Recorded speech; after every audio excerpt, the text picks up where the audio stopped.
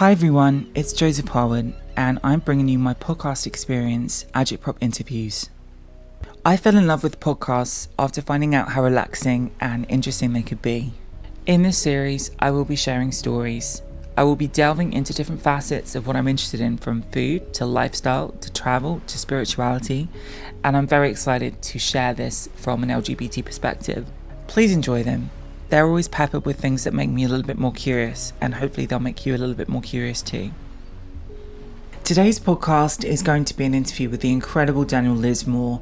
Now, Daniel is someone that I have known through the periphery of the London club scene for nearly 14 years, and he has been such a huge inspiration to me for so many different reasons.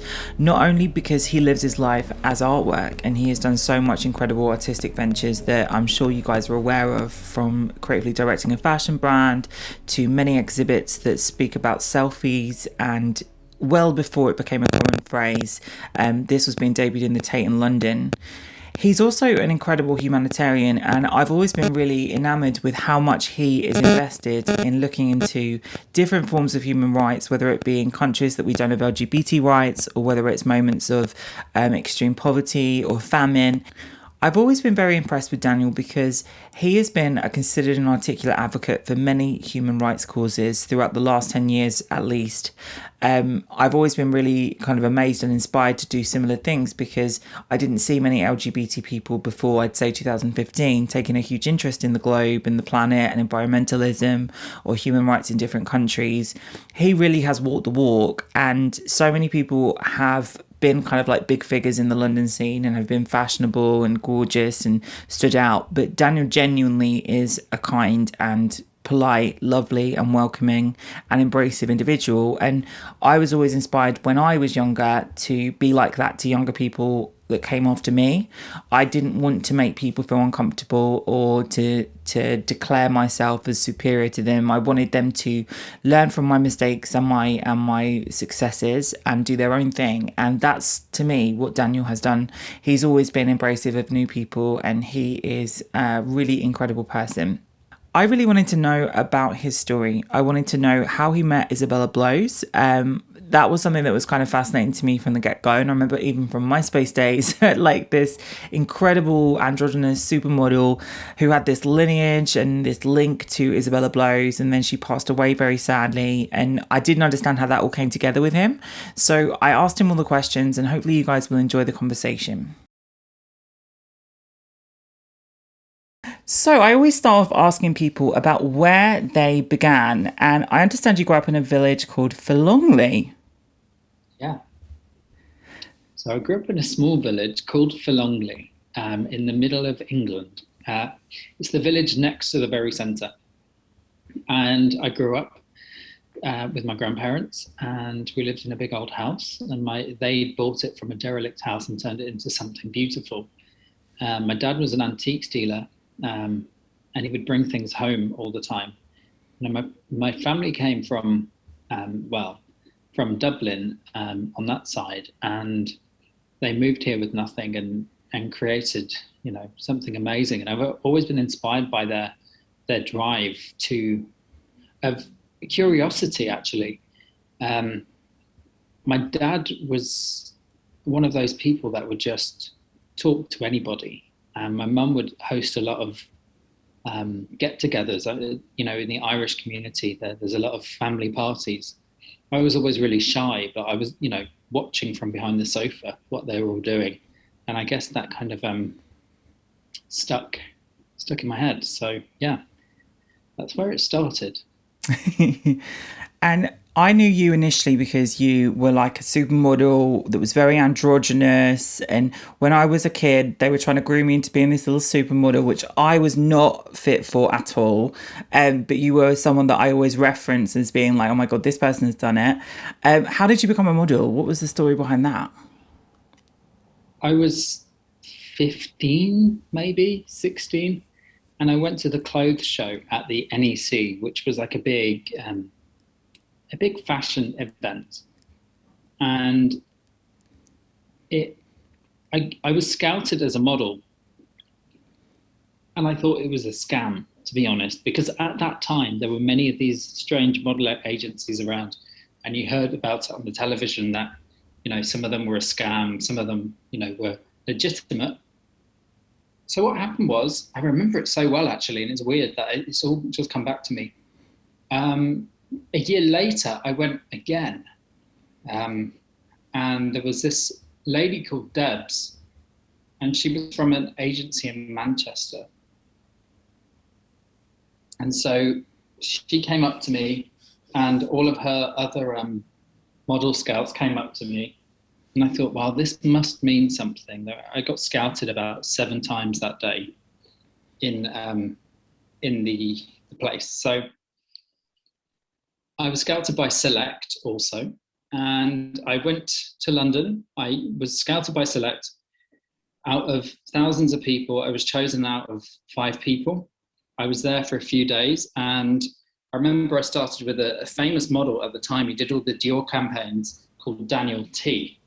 And they came into the room and said, sorry, Daniel, you're going to have to go. You're not right. And I'd met this photographer called Simon Harris, and he was very kind to me. But the rest of the agents were hideous, to be honest. I don't care anymore. They were actually hideous. And so I left, and I was really upset. And I had to go back to Coventry, where I was kind of from. And I was walking over the bridge in Camden, and my dad called and he said, Daniel, the model agency want you to go in and see them. And I said, no, Dad, they've just sent me home. And he said, no, this is a new one. This is a different one. So there was the Debs from Boss in Manchester. She also scouted Karen Elson. She got on the phone to me and said, look, there's a new agency opening called ICM. You have to go and meet them. So I went and met them, and that was it. I was taken on. My first job was Lemo Vogue, shot by Phil Pointer. And I was thrown into this crazy industry called the fashion industry. So that's intriguing to me. So when you were initially having that disagreement, or the initial agency said, no, you're not right, do you think that because you had such a beautifully androgynous look that it was almost like a bit too early for what's going on in the world now? Yeah, I don't know. Like, it was all a bit strange. I walked in and they were like, you're perfect. And then they were like, go home. So when I went to castings, here's a weird thing that happened to me afterwards. So I would turn up to castings with ripped jeans, and you can kind of see my crotch or my nipples, like through my, through my, and I never really hid. But when I moved to London, things got a bit more extreme, and I would wear makeup and go to castings and get told off. And then the agency would call me and say, Daniel, you can't be wearing makeup. Here's the credit card for, I remember it like it was yesterday, actually. Here's the credit card for the agency. Go shopping at Topshop. And so I went home to my mum and I was like, Mum, they want me to start dressing in a certain way. She said, why don't you look up Oscar Wilde? Dress like him. No one dresses like that. So thank goodness my mum suggested that. I did. I went back to London. The agency were like, wow, what is this look? They let me, go to the castings looking like that. It was a bit androgynous, I guess. And I met Stephen Fry. And Stephen Fry said, wow, you look like Oscar Wilde. He said, you're a genius. You came up with this and you're a genius. I said, no, my mum dressed me like this. And he's like, your mum's a genius. They actually became friends later on. So, which is kind of surreal. So yeah, that happened. And that's how it really started. So. That's pretty amazing. Were you then being put forward for menswear castings or women's wear castings, or because this is where what year was this? Was this like 2004-ish time? Oh, okay. Because there wasn't really anyone. There wasn't many androgynous sort of supermodels that were boys. There was that Amira Motor, who I think. She's beautiful, but it was because this is exactly the same sort of thing that happened to me, but in 2006 and 7 I used to get street cast a lot, and then I eventually was invited to go to all these agencies, and when they saw me turn up with full face of double wear, they were like, I don't think you're right. And I was like, well, oh well. Very interesting. Here's the thing, what happened when I went to castings. I remember there was this I was actually up for it was Lily Cole, Gemma Ward, and Elvis's granddaughter. I can't remember her name right now. And I think Jessica Stam. Yeah, Jessica Stam, and it was Prada. And I was meant to be it was meant to be my first big campaign. And then they came back to me and they said, you look too much like the girls. They wanted someone with a square, like pointy nose and a square face. So I was a bit sad by that. So what happened then was I was told that there were like really big casting directors and they were so mean to me, to be honest. I went to a Jill Sander casting and they said, sorry, please leave. You look too much like a girl. You walk like a girl. It's not right. Just please leave. And I was like, okay, I can try again. Tried again. And they were like, nah. So it was weird because I also had bulimia at that time, and I also had bulimia before. So it was, it was a bit of a self-wrecking time. And I would go into the agency, and they were like, "Could you put some more weight on? Could you take it off?" And then eventually, I told them I was bulimic, and they were like, "Okay, you have to leave now." So, God, thank you for sharing that, and I'm sorry about like all the kind of like the way in which that was handled, because obviously I think we've become more aware of talking about things like that and offering people support, but there wasn't that support there 15 years ago. How did you reckon with that? Did you decide not to be a model as a result? well, I met so many interesting people, and I started to do nightlife then. I was also a fashion photographer. So here's a weird thing. You couldn't come out either as a model. You couldn't be gay and a model, or you definitely couldn't be properly trans then be a model. You couldn't be non-binary. You couldn't, you had to really fit what was in at the time, which is, still happens. And we were walking, there were 5 of us walking down Oxford Street, and every time we see each other, we recall that time. I guess the only one that was really out there. I turned around to my friend Jimmy.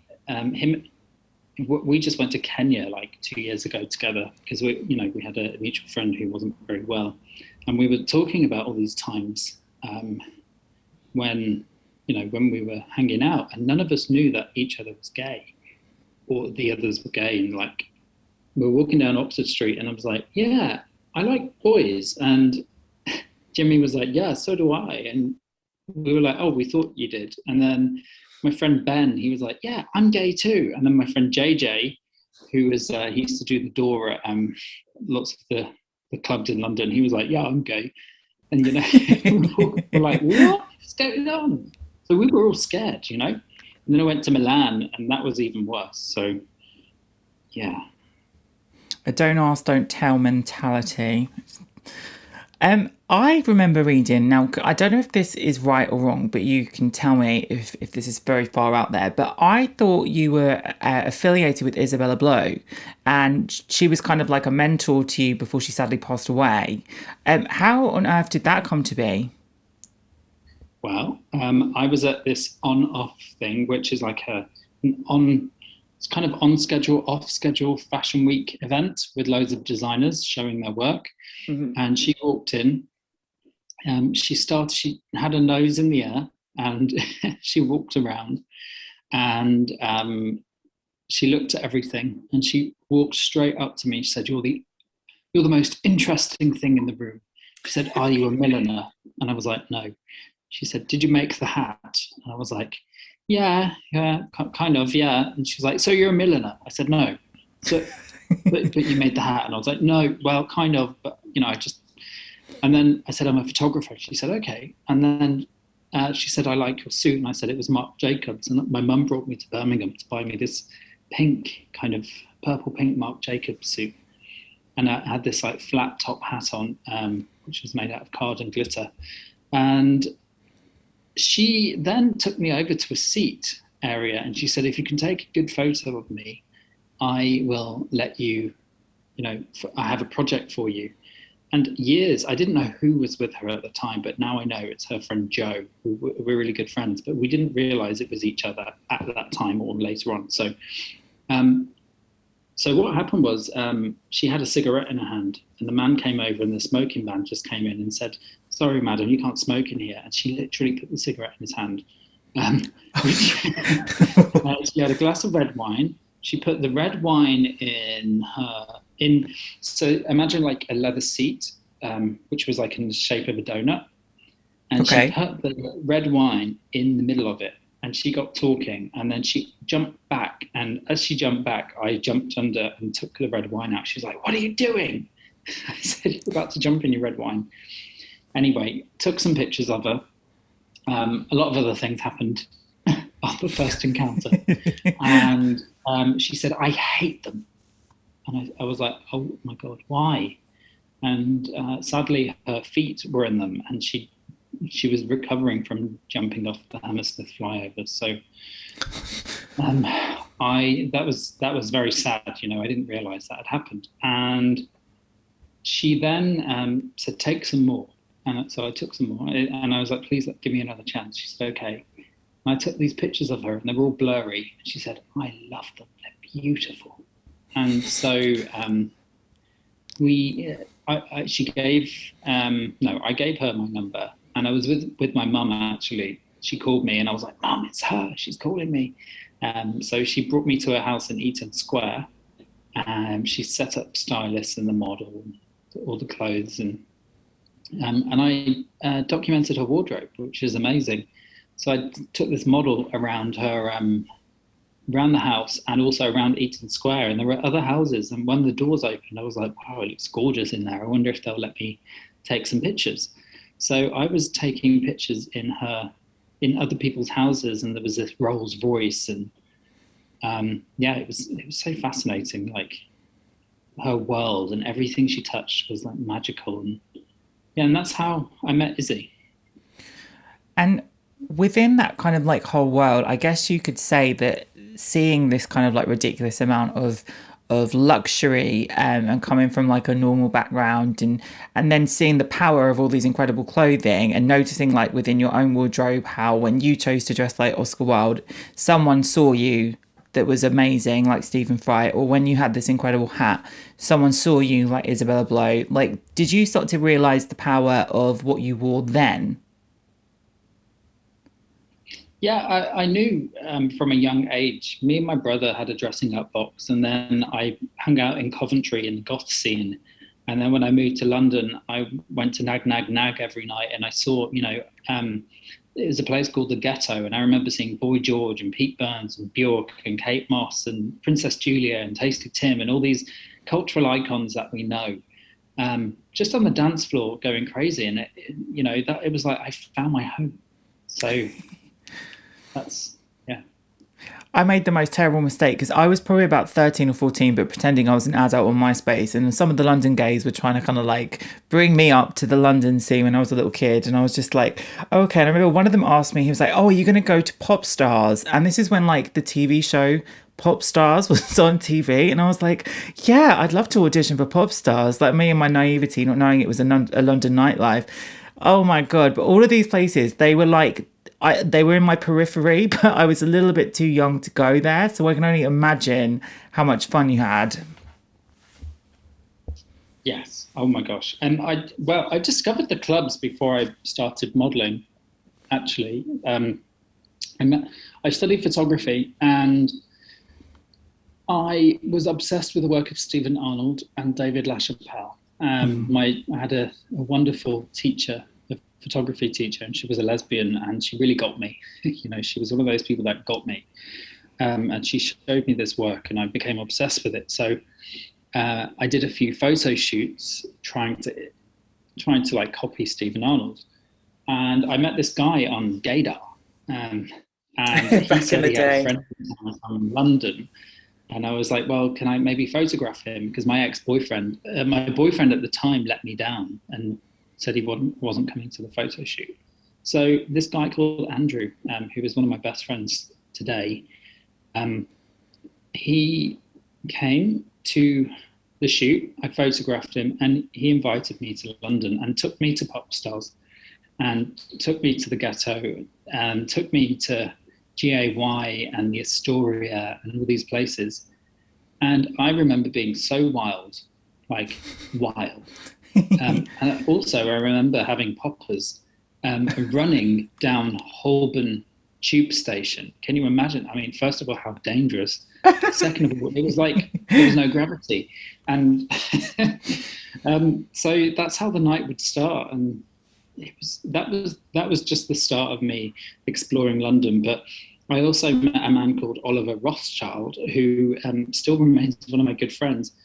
And he started to bring me out into like circuits of like the royal family and Sloane Square, like all these people. And then also there was the fashion scene that I was meeting. And then I was meeting artists. And then I fell in love with Soho. And I always wanted to do a documentary on the people in Soho. And I photographed everything. So that's how I started to find my feet in London. And that was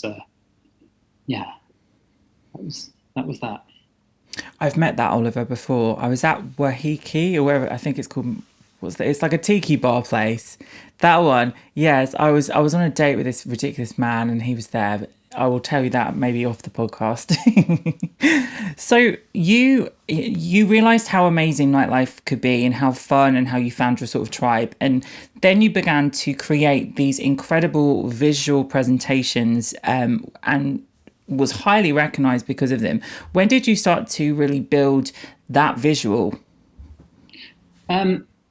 To be honest, when I was young, and then when I lived in Coventry, in the village, Forlongley, and I started to dress up, no one really saw that. Only the people in the village that had seen me go for a pint of milk, and my family. And things just started to get a bit more surreal, I guess, when I got to London, because I was seeing my people. I'd found my people, and it started. The looks got bigger and bigger, and I met this designer called Levi Palmer. We ended up dating, and he would show me some other things, and we ended up moving in with each other. And when I didn't have a job, I would spend a week preparing for the weekend. That was a bit later, but there was the looks were getting bigger and bigger and bigger. And there were no rules and there were no nothing. And it was just like, go for it, do this and be out there. And we had people like Lee Bowery that came before us. So that set a precedent in the club world, I guess, which was quite, Definitely. I remember seeing you in, I've seen you in several amazing outfits. One of them, you were a magazine cover in real life. That one was fantastic. There was another one that was kind of like Lady Bunny-esque, which I've seen you do. That was fantastic. And I've seen you, I think one of the Illamasqua people did your makeup in that sort of Illamasqua style, which looked fantastic. But then I noticed from watching you and your artwork develop that you became almost, to me, you neutralized your gender expression and you used things almost as like a modesty barrier in some regards. You covered your hair more and you started to look almost like saint-like. I know that's a weird way to describe it, but I wanted to know like what your evolution was, because you definitely have become more sculptural and more specifically, I don't know, you transcended what you did before. In my opinion, is that fair to say? Yeah, it is. So what happened was, I think it happened around 2009. There were no rules. There were no shapes. I experimented. I wore a 6 foot by 9 foot outfit, Nicola Frommichetti styled me with Alistair Mackey one night. And then I would wear like anything you could imagine. And it was all pretty out there and whack and crazy. And I then started to form things. But then, there was a famous fashion designer and he did a collection that looked a bit like me and my Vogue house. Oh my God, the volcano just blew up. Oh. Sorry, I'm watching a volcano live in Iceland. It's very exciting. Yes. And As we're symbolic, talking, maybe. Yes. yes. What's the volcano Um, named, by the way? oh gosh, it begins with K.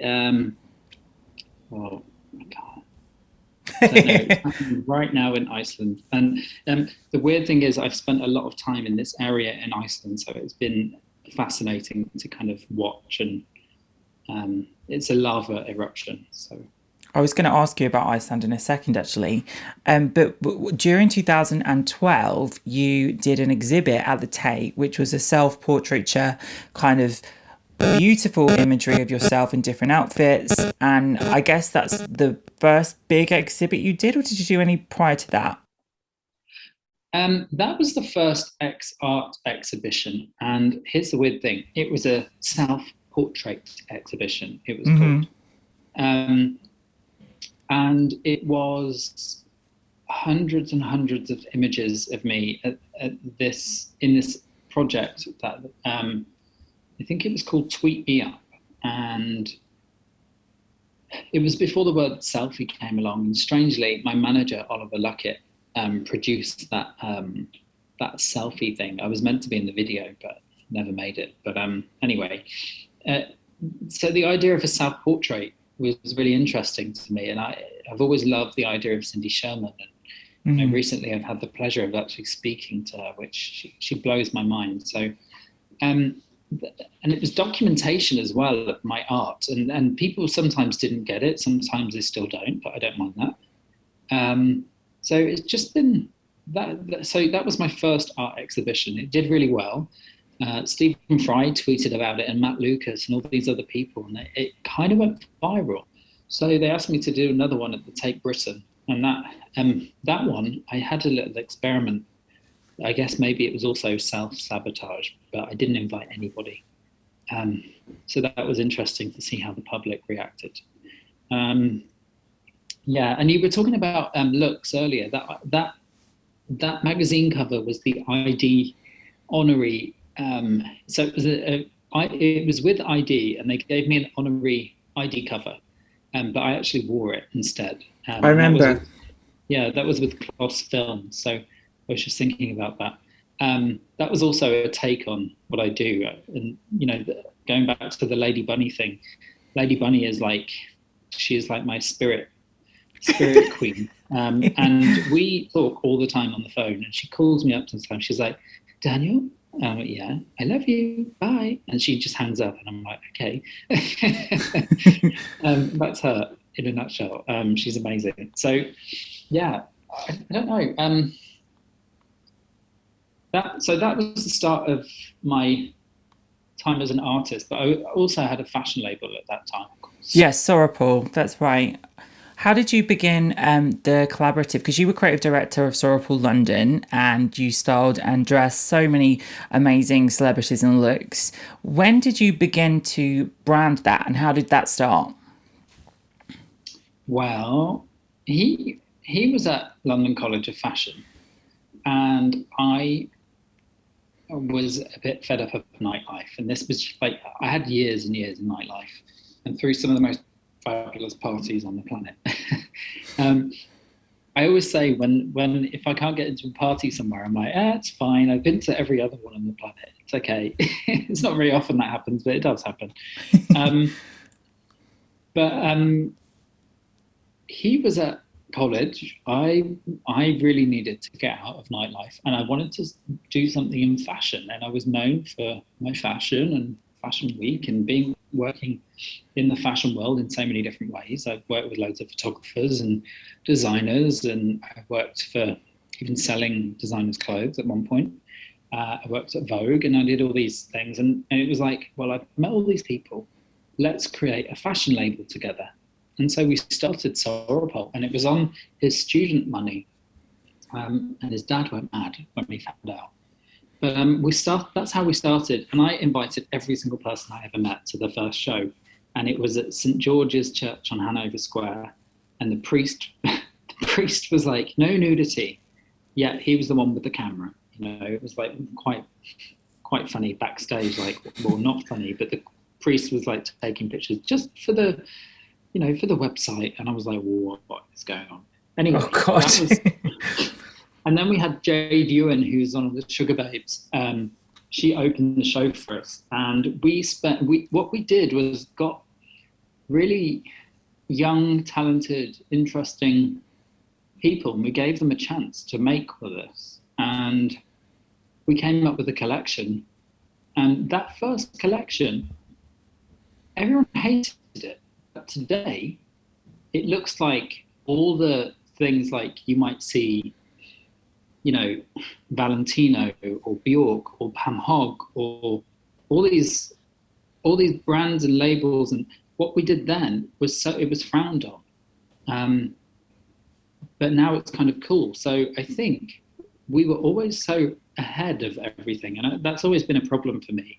I've always been so far, trying to do something. And everyone's like, what is this you're doing? And they don't get it. And then later on, it becomes popular. So that's been the story of my life. Mm-hmm. I kind of don't mind it because I don't really want to do what everyone else is doing. So that happened. Can I ask you a question about that quickly? Because I feel like that very much in my own work, because when I started to brand myself on social media, there was no LGBT people that were doing endorsements with Interscope or getting big checks and things. And when I was doing it, everyone shamed me for doing it. And they were saying to me like, oh, you're a sellout because you're making money from doing all your stuff online. And every single thing that I've done that's been creative, I've been told by management companies, oh, that's not tenable. That's not something that people would be interested in. I remember just before lockdown, I felt in the air something was going to go on during this last year and a half, and I put together this website that was all about like vegan food and pictures of nature and just totally out of like left from what people perceive me to be interested in doing. And as soon as I did it and put it online and people saw all of the stuff, we went into the first stage of this pandemic and everyone started to become aware that we needed images of reset on magazine covers, or we needed to talk about family and food and start working on self-reflection and things. And I just thought, my God, every single thing that, because I went to so many meetings in 2019 and people said, no, there's no way you're going to be doing this thing and continuing on your career path, because people will think, why are you doing this? How do you kind of like overcome the feeling of someone else creating a similar idea to what you've already done and then being kind of like they're shining for it? Do you know what I mean? Like, do you ever feel like it's a bit of an injustice there because you were on the ball before? Do you know what? I can't. It's weird. My mum does. My mum's like, Daniel, look. And I'm like, yeah, I know. So that's the interesting thing. My mum is like, Daniel, you were doing that years ago. A lot of people around me say the same thing. I just know the world needs progress. So as long as the world's progressing and things are happening, and people are doing, like people like you are out there, and I think that's good. I think this is a problem with humanity. I think we're an ignorant species. When we see something different and it might not be cool or in or fashionable, it's frowned on. Actually, it's you're doing something either first, or you're doing something original, or you're setting a precedent for the rest of people. So, our communities. And I think it's personally, I don't have any regrets. So whatever. Oh, I'm learning to be like that. What is your star sign? Capricorn. Capricorn. Apparently, I've been looking at the TikToks of those who are in space right now, and they're like, astrology is fake news. It's fun to work out things from it, though. I like all that stuff. I'm a Taurus and I'm very typical of a bull. I will see red and then I'll be like, oh no, I shouldn't have done that after. But there you go. I'm learning as we go. But another question I was going to ask you in regards to your fashion and your collaborative aspect to what you do, quite often you are creatively involved with bigger projects and bigger brands, and then you started to become more recognised for your own work in the last 3 or 4 years, I would say, when you started to do a TED talk, and you also created an amazing book with Rizzoli. How on earth did that come to be? Because it looked like a wonderful progression, but it started to be like I could see you doing it for yourself. At some point you realise that everything you do isn't good for exposure and isn't good for this. And you can only do so much and get so much exposure for it. It's such a bad currency. I was with Sorapol, and I decided to leave, but I wanted to do two things. I wanted Vogue to throw us a party, and I wanted to dress Mariah Carey. And fortunately, somehow, I was able to do those two things, and I left. And when I left, I'm saying I literally had no job, I had nowhere to go, nothing to do, and I actually became homeless, which was a very, very surreal experience. I had nowhere to go, and I was, there were bad moments, but I went to the Houses of Lords with Vivian Westwood and Pamela Anderson and Joe Corey and Jerry Hall for Cool Earth. And I don't know if they know, Joe knows this, but when I was homeless, I had nowhere to go that night. And Joe said, mate, because we're old friends, he's Vivian Westwood and Malcolm McLaren's son. Yes. So come over for a drink. And I was like, okay. So I went over. I just did an H&M campaign, and I was in Times Square, and I was on Oxford Street, and I was all over the place, all over the world. And he was like, so where are you living? And I'm like, Joe, I'm not. He said, where are you going tonight? I was like, well, I'll probably go to a friend's house. So he said, there's a room in there. Go and stay in it. It's yours. He said, no one's been in it for ages. You stay there. And I moved in with him. And he really saved me.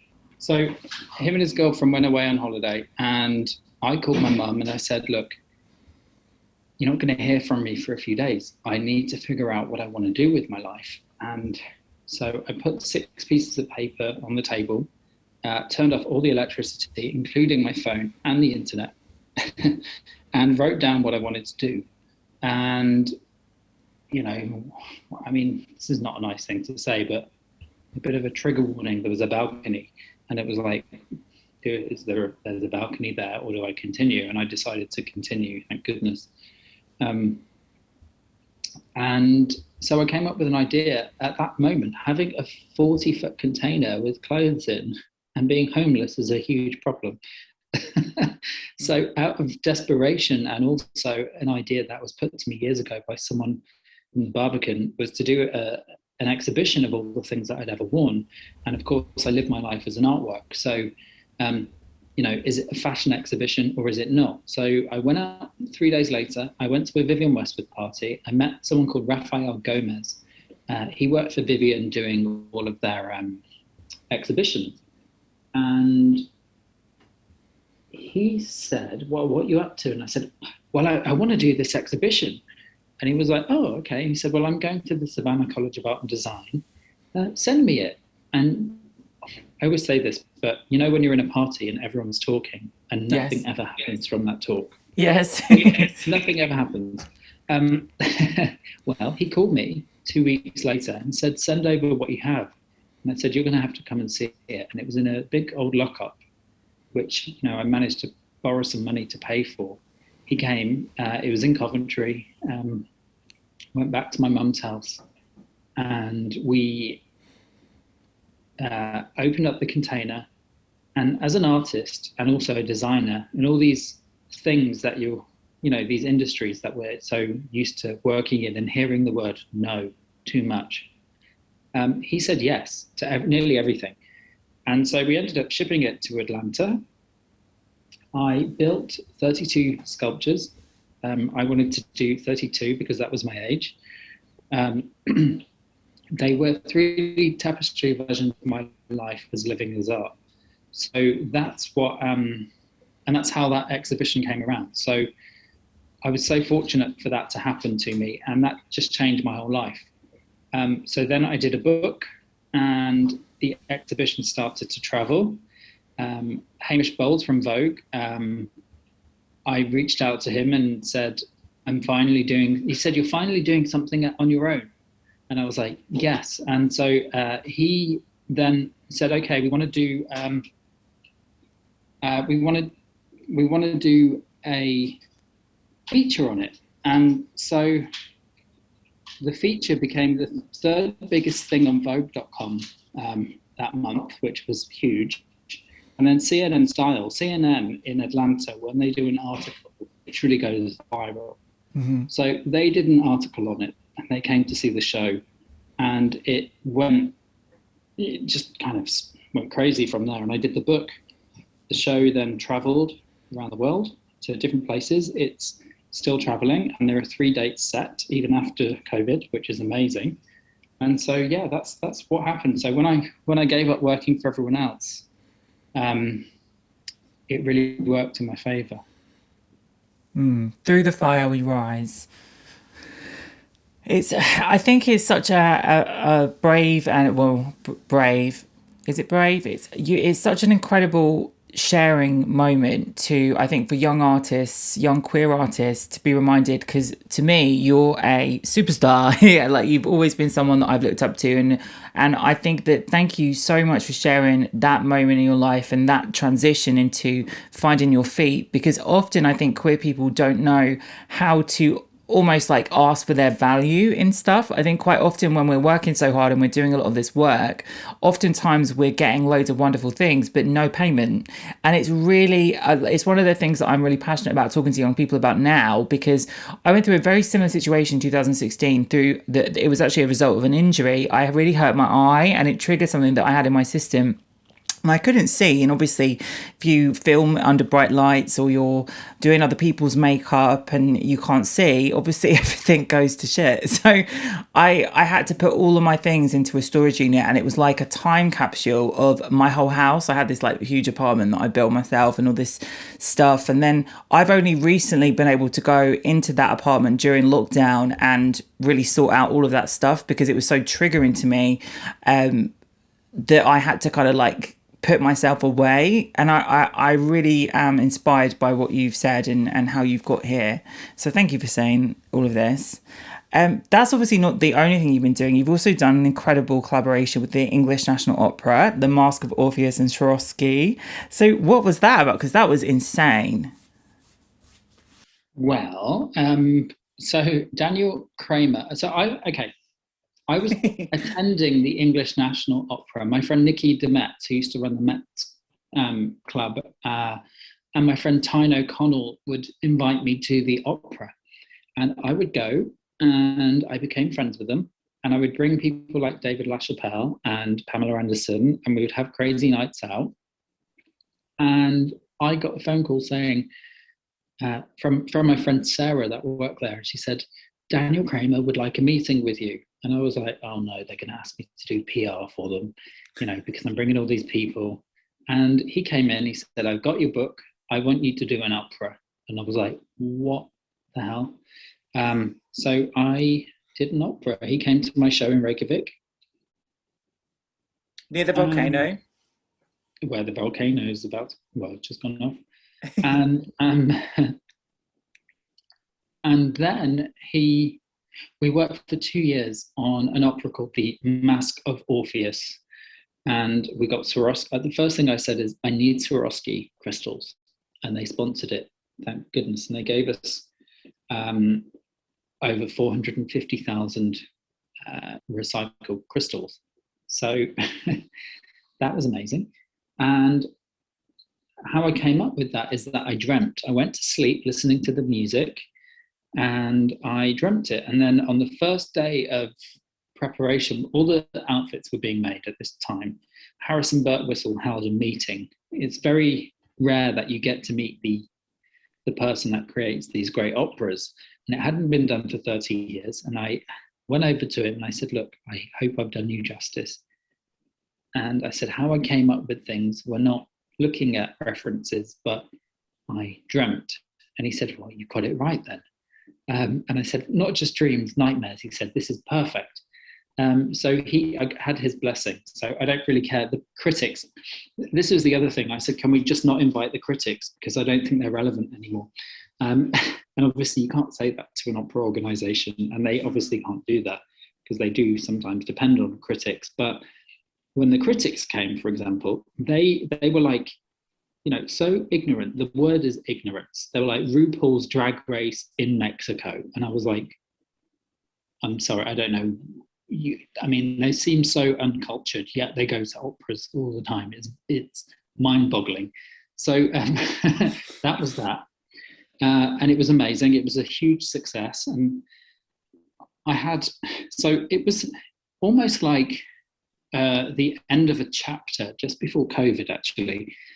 And I had Luke Evans, Ruby Wax, Arlene Phillips, Vivian Westwood, Paloma Faith, Patrick Wolf, Andrew Logan, all these amazing people that I've met all along the way. And they were Jade Ewan, who modeled for me in the first show. And the people from Bulgari, who I've been working with recently. And it was just like, it was like, finally, I've done something with, I felt like I'd achieved something. I know I've done a lot, but that felt like a real achievement because I've worked with one of the greatest companies in the world in that area. And I knew I created something beautiful, and it blew everyone's mind because I don't think anyone's seen anything quite like what we did. And then Vogue featured that. And so for me, it was like a restart, with thinking how I am, what I do, and everything else. So it was, in a way, it was a confidence booster, but in a way, it was like I needed time to rethink. So that was that, yeah. And then I worked with this lady called Christina on the costumes there, and she just held my hand all the way and made it all happen. So that's pretty amazing.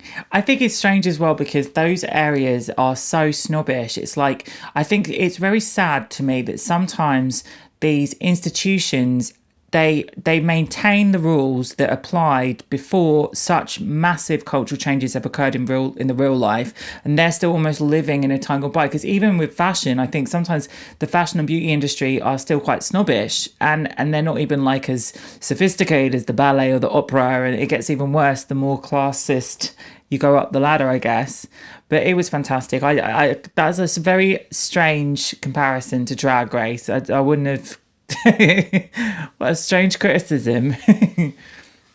Working with the English National Opera, they are not snobby like the way some other opera places are. Because I've worked with some of the other opera places on different projects, but they were the ones that were like, we need inclusivity, we need sustainability, and these are all the things that I stand for. So, and I've always stood for, and I can proudly say that. But they were the ones that were like, yeah, we need to do this, right? And I was like, of course. And we can always push more and more and more. I think we need to. But we had a good cast and talented people on stage. So I was really happy about that. And the people behind it were just incredible. So. You're doing so much work at the moment, and we talked about Clubhouse at the beginning today and all the activism you're doing, speaking directly to people in countries that are still dealing with very antiquated laws that are around anti-LGBT. But you've been doing this for as long as I've known who you were. I remember when I followed you and I saw you were living with the Maasai. How has humanitarianism affected your choices in your career? Because I know it's something you're strongly a campaigner of. Yeah. Well, I went to stay with the Maasai for a period of time. And when I was there, it opened my eyes to the world. Because in the Western world, we don't see these things like that, and at that time there was a full-blown AIDS epidemic where I was, and there were other diseases. I work with a charity, so this is what I saw. And I remember leaving and thinking, this is what I've left my heart here. This is, I've just abandoned my heart and I'm leaving it there, and one day I'll come back and pick it back up. But until then, I've got to fight. And I had when you're there, seeing some very sad things. First of all, the people in Kenya are the most incredible people. That were so happy and full of culture and joy and everything. Like, it's such a huge celebration. I don't like talking negative, but these issues are real issues. So when I came back, I had a breakdown, like a real breakdown. And it was weird, because when you see someone dying, or when you see you can smell death, and you have to hold your emotion. You can't break. You cannot break at those points. So when I got back, I was a wreck, and I partied a lot then, and I went completely off the rails. But it changed my whole outlook on life, and so that was the driving point for me to try and help people. And I've been an activist for years, but I've spoken about it online, but I'm rather kind of a doer, and I'm speaking a bit more about it now, about the past of doing this. But I'd rather do something than talk about it online and do a rant, because that doesn't work. And I'd rather do something than get angry and do a status. I'd rather talk to someone and try and make something happen. And so stealth activism is what I believe in. And fine, I can post things online and help in that way, which we all need to. But the last year, I'm happy that everyone in the world is becoming an activist, because it's needed. I remember talking about sustainability in fashion 12, 15 years ago, and everyone laughed. They literally laughed at us. The institutions laughed, like the big, powers that be, and they're still laughing, and they're not doing enough. And so, that's where I stand with that. And Clubhouse has actually opened this up, and I've never really had the opportunity to talk to so many people all at once. So Clubhouse, I formed this group called the LGBTQIA plus Allies Club. And what it is, what it's become, is a place for us to speak about all our problems and situations.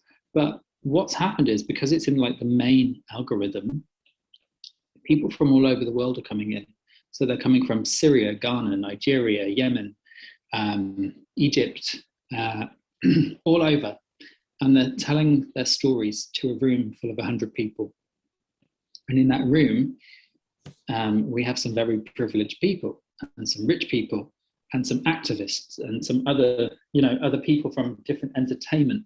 And what we've been doing the past few weeks is actually getting our heads together and coming up with ways where we can help these people. So we helped two refugees out this week.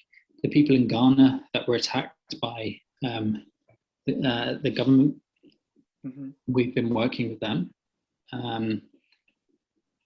So many things are happening, and we're just being really active about it. And we're sitting there, racking our brains, listening. But the most important thing is to listen to these people and listen to what they want, because we can't choose for them. There are institutions that help people in need, but if people don't want a certain help, you can't force them into it. And also, you have to be very careful about these situations, because you can't out someone online. You can't say, this person needs help here. And because what would happen is, the place that they live in, someone from there, what happened, I'm working with someone from Nigeria at the moment called Charles, and this horrible human being managed to get onto his Instagram account and screenshotted pictures of him and put it on a blog. And luckily, I know people at Instagram and Facebook, and they managed to remove them. But it became a witch hunt, and this is what's happening. We've heard stories of the worst things that you can imagine. These people in Ghana are sitting in a house, being told that they're going to be killed one by one. There are people in Iraq who are just terrified. They can't even go out. They can't even be seen by the world. They live in a room There was some people in Turkey. The situation in Turkey is getting very bad. And as a person in Syria said, I've never been gay outside my bedroom. No, I live with 2 gay people. We've never been ourselves outside our bedrooms, which is very sad. So it's an unbelievable rabbit hole to engage with, because we talk about a lot of this stuff in terms of numbers and figures, and then when you have access to people through an app like Clubhouse, I guess it humanizes the experience to such an extent. But there are so many things that I think a lot of people just are not prepared yet to realize, like how, for example, in Uganda, the Kill the Gays bill was drafted by the family who Biden just met with a week and a half ago. So even speaking about the sort of like chain of this, because oftentimes the West has got more fingers in pies over there than they like to admit, or we like to talk about. And often we're distracted by infighting, especially over things like pronouns and terms, that we're not even aware of what's been going on in a coercive way and the impact are these people. And I think it's fantastic that you've consistently been bringing attention to these issues. I wanted to ask you a little bit about the Vivian Westwood burning of the archive, because I know you were involved with that. Okay. I'll tell you about that. People might hate me now. I don't care. So what happened was, I got home one day to Joe's house. I told you about Joe Corey. And Joe was sitting there with the newspaper. Boris Johnson, who was the mayor of London, had just started to celebrate punk. And it also said the Queen was celebrating punk. And Joe went, like, bang the table, and he's like, I'm gonna fucking burn it all. And I was like, oh, that's a bad idea, Joe. Then what happened was, he said, if I don't announce it, I'm not going to do it. So the next day I was on Twitter and I saw this: Joe Corey is going to burn £5 million worth of the punk memorabilia. And I was like, oh my God, well, I live with him, I'm going to have to be in this. And then he actually talked me into it, his idea. And I'm not going to tell you what the idea is yet. I'll continue. So we made a film, and this film will come out at some point. And it's the only footage really where Vivian really explains what happened in the punk movement. Does no one really know what happened? She sat down, she was like, I created this, and it was like the anarchy sign. And I was like, really? She's like, yeah, I created it. And I was like, what? That's like insane. Anyway, the £5 million worth of punk memorabilia was burnt on the Thames. There's a video called Burn Punk London, and we had to tell everybody that it was in another location because we had many people trying to stop us. But what happened was, we told the media an hour before. We drove this famous activist bus next to the Thames. Vivian was in the top. And she, when it burnt, there was like Theresa May, Sajid Javid, Boris Johnson, David Cameron, George Osborne, and other members of Parliament who were dressed in these clothes, but with balloons and like figureheads and things like that. So I got on the Reuters boat because I saw the police coming down to try and stop us, and I had to go to Miami the next day. So I managed to get this amazing footage from the on the Thames with Reuters. Although I set the whole thing up with him, I had to go to Miami the next day. I wasn't risking being arrested. Although that boat, which is now sunk or gone, that was the only pirate ship on the Thames, and it's in international waters. So we could do whatever we wanted on there, and no one could stop us. So that's why we did it there. But so Joe then burnt everything, and it was made into £6 million worth of art. So, I mean, you know, take what you want from that. £6 million worth of art from ashes of £5 million worth of history. And then that was shown in Mayfair with Wissam Almana, the Steve Lazaridis gallery, who was Banksy's gallerist. And yeah, and then we've made a film of that. So that's really interesting. And Vivian came out the back of the bus and started preaching to the media why this was what was more important than all this stuff burning. So that's what happened. That is quite a fantastic story. It was just, I remember because I'm obsessed with Westwood clothes. And I was like, no, give that to me when all of this was happening. And this is me in my head. I asked Joe the night before if I could have something, and he gave it me. And he said, as long as it doesn't go in a museum. And I brought it to Miami, and it ended up in my exhibition in a museum. But it's my stuff. It doesn't belong to anyone. It belongs to the public. So I guess he let me off with that one. If you were to talk to a young British queer artist and give them some advice about what they could best do to find themselves, what would you say?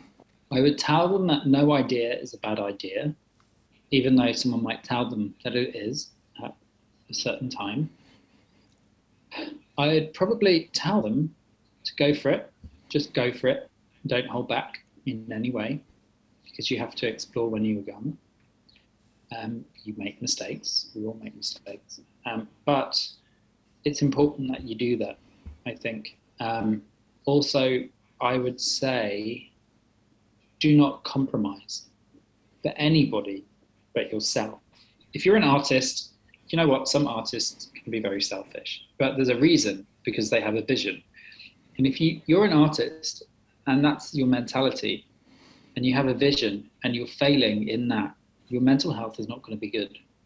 So I would say go for it and continue, and stop looking to be like everybody else. Be who you are. You know, I spent so much time looking to be like other people, and I realized I was already there. I already exist, and there's no way I can be anyone else. So, and the other thing is, envy and jealousy are the worst traits you can have, I think, and obviously hate, but they're the most soul destroying. So when you start to compare, and when you can't compare yourself with anybody, you know, especially if you're an artist. And if you can, maybe you're doing something wrong. You know, start to just filter your own ideas, write everything down, and continue with it, and get your work out there. And it's I'm saying this because I've been through it, but today it's a lot easier than it was 10 years ago, 15 years ago, 18, 20 years ago. So yeah, and don't forget, we've only been legal for 40 years. So imagine what you can do. Mm-hmm. Be yourself, everyone else is taken. Yes. Oscar Wilde didn't say that, you know. Did you not? No. I called my book Be Yourself, Everyone Else is Already Taken, as an homage to Oscar Wilde. And he's known for saying it, but he actually didn't say it. It was, and I found this out when I was doing with the researchers from TED Talks. And the only time it was ever said in context to him originally was in a book about him. So he may have said it, but there's no documentation that he did say it.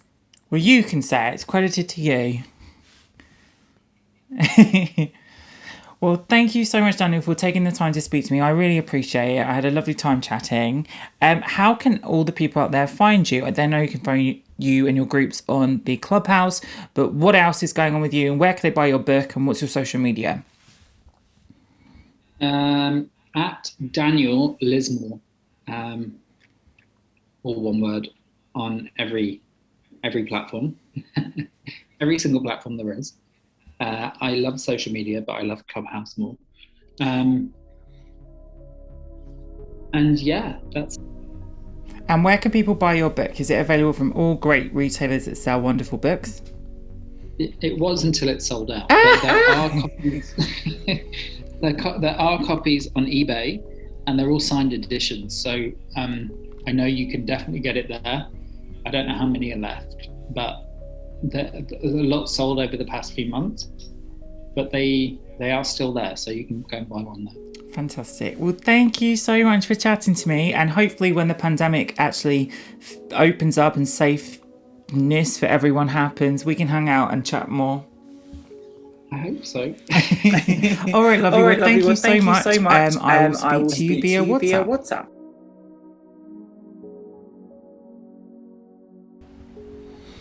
Wow, what an awesome podcast and chat. Thank you so much, Daniel, for having that conversation with me. It was really cool, and I think so many people will be inspired and intrigued by it.